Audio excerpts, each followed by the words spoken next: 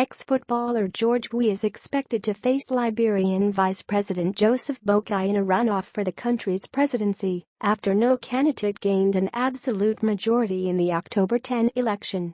With 95% of the votes counted, the National Election Commission said on Sunday that Weah led with 39% of the vote, while Boakai had gained 29%. The final results are expected by October 25. According to Liberia election rules, if no candidate gains an absolute majority in the first round of the election, a runoff between the top two candidates will follow. The runoff is expected to take place in early November. In the first round, 20 candidates sought to replace President Ellen Johnson Sirleaf, who is stepping down after serving the maximum 2 6-year terms. Once a winner is declared, it will represent the first democratic transition of power in more than 7 decades. Thierry Gouegnon, Reuters.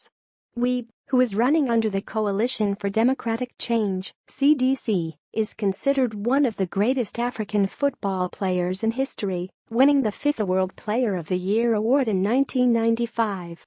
He entered politics in 2005 when he ran against Sirleaf in the country's first election after 14 years of civil war. Although he won the first round of the poll, he lost in a runoff with Sirleaf. Weah lost again in 2011 when he ran as a vice presidential candidate. The CDC is prepared for a runoff, and we are confident that we are going to win a runoff, Wilson Tarpet, a spokesman for Weah's party, told AFP news agency.